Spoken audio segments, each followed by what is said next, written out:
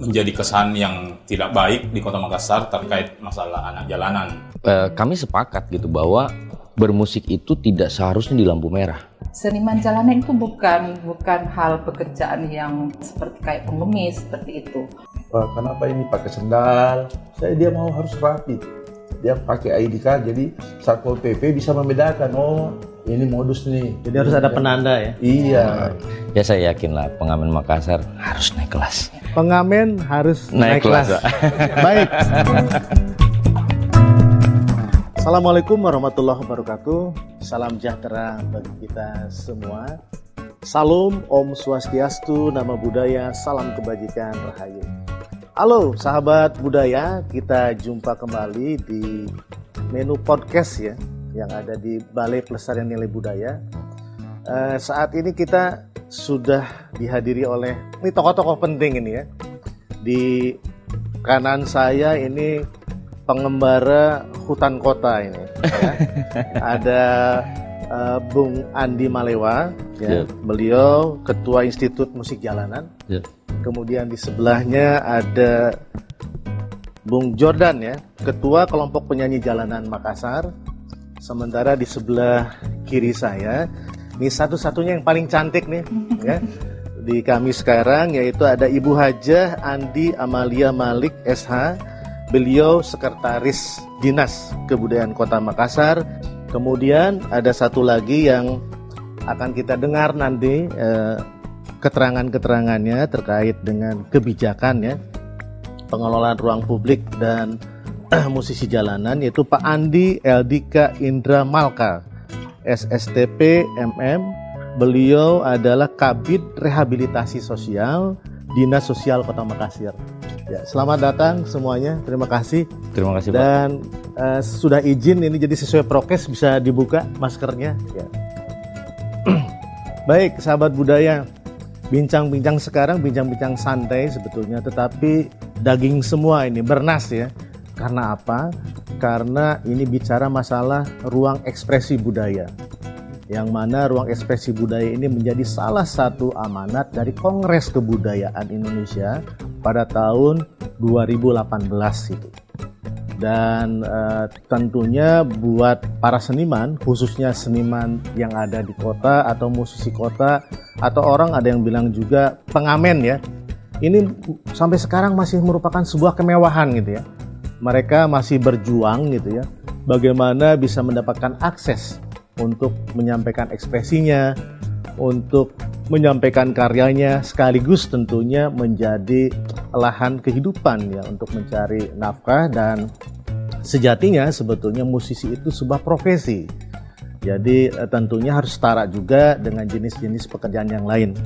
Untuk itu tanpa berpanjang lebar, saya ingin mendengar langsung ini dari Pak Andi ya, terkait dengan kebijakan-kebijakan di Dinas Sosial Kota Makassar, khususnya terkait dengan penanganan teman-teman musisi jalanan.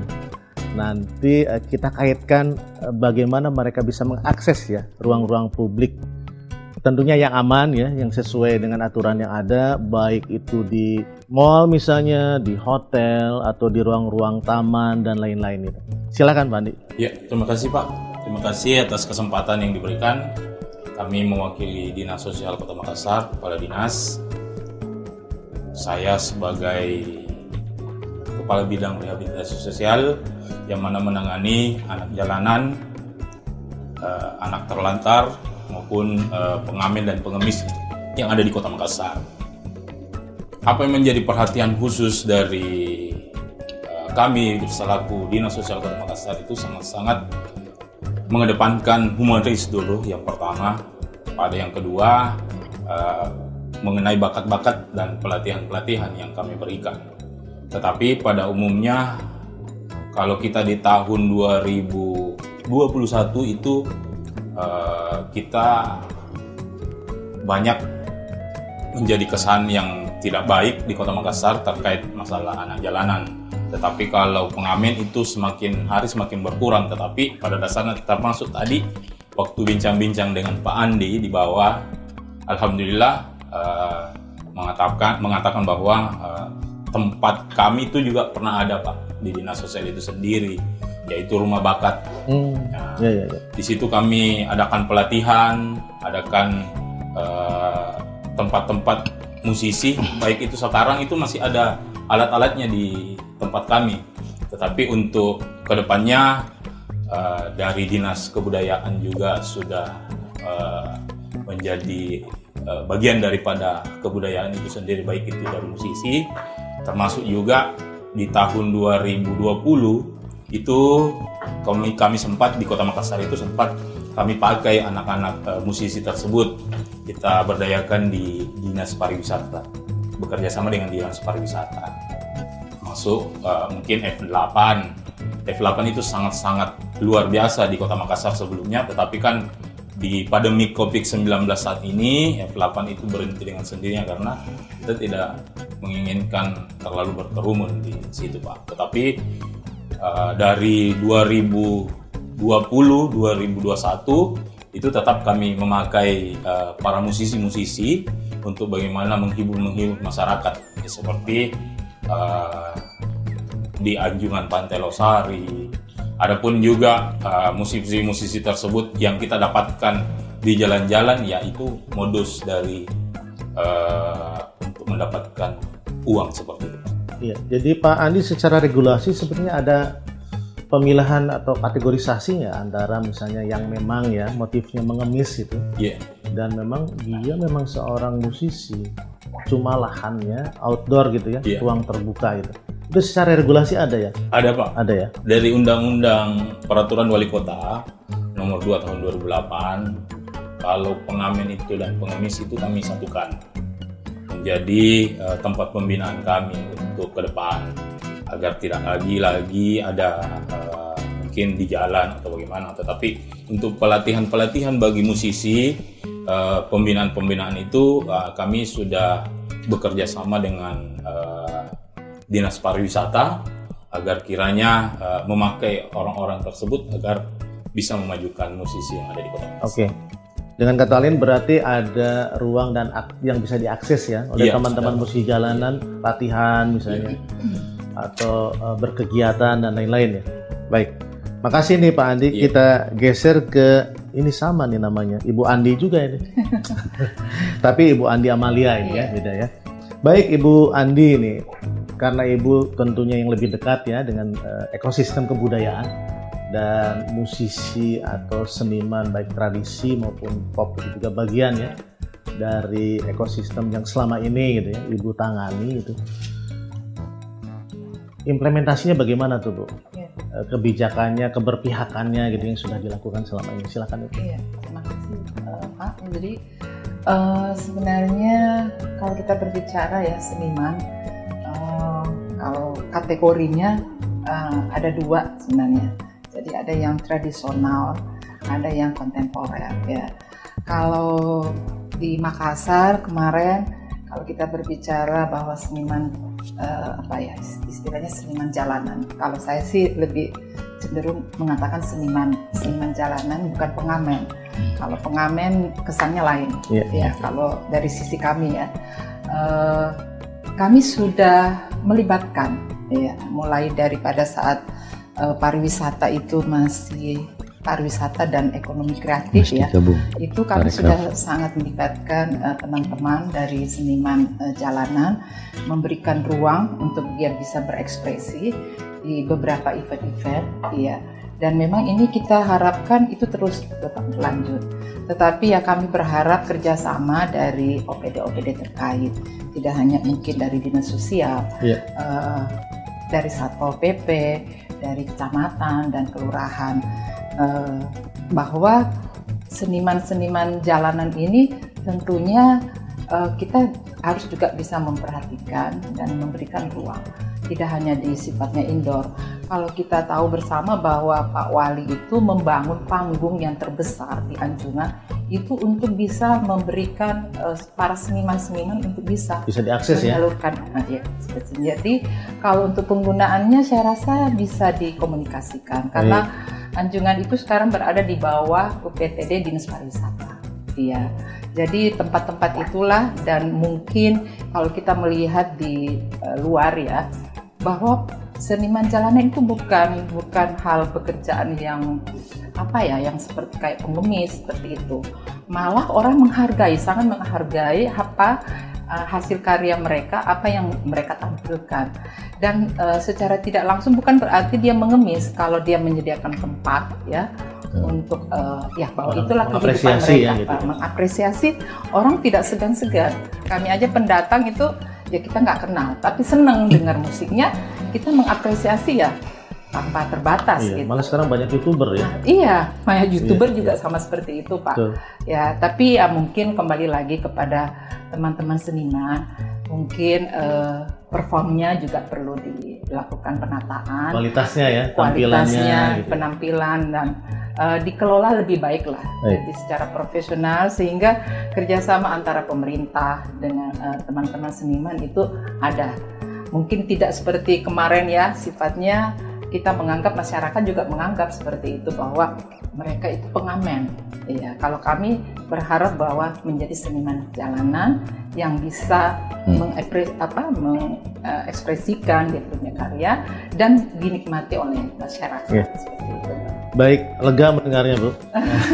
Tadi penjelasan Pak Adi juga melegakan, karena ternyata ada program, ada kegiatan yang bisa diakses. Ibu juga membuka peluang seluas-luasnya gitu terkait dengan sinergi untuk teman-teman. Malah tadi kalau bisa namanya jangan pengamen konotasinya kurang bagus konotasinya. Musisi Musisi, Pak. Musisi nih Pak Jordan, siap siap jadi musisi Baik, kita geser ke Bang Jordan nih. Kalau Pak kayaknya terlalu serius Bang Jordan aja Kita tadi sudah menyimak dan mendengar bahwa sebetulnya mungkin masalah komunikasi dan sosialisasi ini di antara kita semua gitu. Tetapi apa sih sebenarnya yang dirasakan oleh teman-teman KPJ dan kebutuhan pragmatis apa nih saat ini yang dihadapi gitu walaupun kita semua paham lah dalam suasana pandemi ini, tapi kan ada peluang, ada prokes, ada aturan juga yang bisa kita terapkan. Silakan. Ya, terima kasih banyak. Memang dari tahun ke tahun kami ini memperbarui KPJ itu memperbarui mulai dari tahun pada saat ngamen pertama itu kira-kira tahun 92 sampai sekarang itu ini kami terus menata ulang Iya, menata ulang, dan untuk membantah daripada Perda nomor 2 tahun 2008 itu untuk tidak disamakan lagi dengan pengemis. Nah, saya berbicara tahun lalu, saya temui Dinas Pariwisata pada saat itu, saya bilang saya punya ide bahwa tolong berikan saya ruang di Anjungan karena terkait pelarangan bermusik di Anjungan. Ya, memang kami akui memang untuk performance teman-teman itu masih belum maksimal. Nah, saya meminta itu dengan jaminan bahwa kami akan memperbaiki performance dan memperbaiki attitude, sikap. Iya, sikap. Karena memang banyak terjadi fenomena yang sangat fatal menurut saya, karena ada pengamen liar yang sampai mencelakai pengunjung. Iya, ada macam-macam lah di Anjungan itu. Nah, untuk mengantisipasi itu saya bilang saya mau kasih identitas.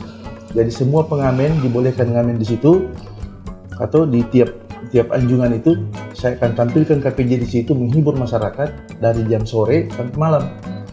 Saya bilang begitu. Dengan ada ID, terus ada rompi mungkin dari pariwisata, terus ada dinas sosialnya, atau sudah ada rompinya. Belum ada, Pak. Oh, ini masih permintaan ya? Iya, masih. Pengajuan, Pak. Iya, karena saya berpikir bagaimana teman-teman di Pantai Losari ini bisa ngamen kembali di situ.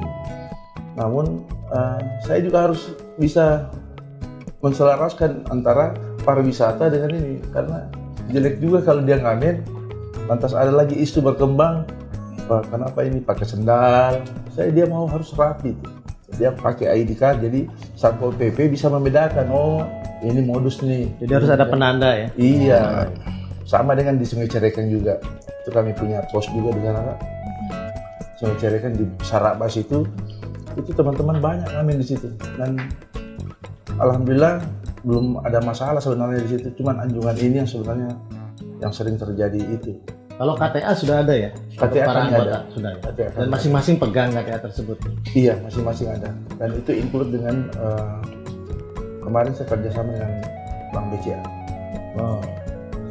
Ini luar biasa nih udah sampai dengan Bank BCA ya, sinerginya gitu ya. Jujur kami Pak mau memperbaiki performance itu talenta teman-teman ini, kami kekurangan alat sebenarnya. Itu yang terjadi. Kami harus ada klinik musik. Karena tahun 2012 itu masih Pak Ibrahim Saleh, saya meminta rekomendasi Bapak Wali Kota pada saat itu untuk semua rumah-rumah makan, restoran itu harus menerima kami. Kami tidak minta bayaran, kami jual jasa di situ. Saya bilang begitu. Jual jasa, kalau mereka terhibur, tolong apresiasi kami. Tidak juga tidak apa-apa, tapi inilah jalannya kami untuk mencari nafkah untuk keluarga, teman-teman. Nah, itu sampai sekarang belum ada itu. Masih Iya, kita ya. masih impian kita dan harapan. Oke, ya mudah-mudahan lah melalui Iya, forum ini ya, insyaallah. nanti ada respon positif. Apalagi tadi juga Pak Andi Eldika menyampaikan ternyata ada kegiatan pelatihan, ada alat, tinggal masalah penjadwalan, masalah komunikasi ya ke depannya gitu ya. Karena memang perlu untuk meningkatkan talenta itu ada latihan, ada coaching klinik dan lain-lain. Nah kita lanjut ke Bang Andi Malewa nih.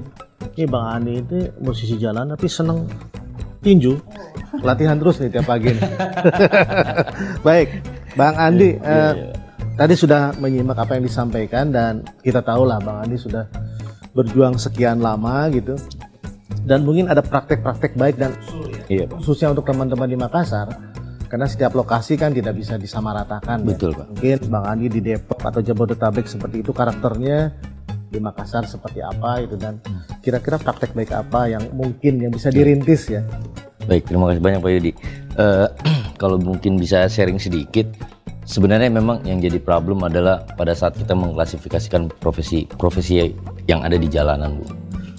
Saat kita gagal melihat yang mana pengemis yang berkedok sebagai pengamen atau preman berkedok pengamen atau mana yang benar-benar bermusik, kita sulit dalam mengklasifikasi ini ya. Sepanjang itulah masalah itu tidak akan pernah terselesaikan. Di Jabodetabek sendiri kita memang melakukan kurasi ya, kita libatkan semua pihak. Jadi teman-teman musisi jalanan ini yang mengaku dirinya pengamen, kita kurasi mereka, kita undang karena kami sepakat gitu bahwa bermusik itu tidak seharusnya di lampu merah. Bermusik itu tidak baik naik di dalam angkot. Itu bukan ruangnya. Tetapi mereka masuk ke situ karena memang mereka tidak punya kesempatan. Masuk ke dalam industri musik pun sesuatu hal yang di luar jangkauan mereka gitu. Kita harus paham juga mereka adalah mungkin orang-orang yang punya talenta tapi itu tadi tidak punya kesempatan. Nah, 2017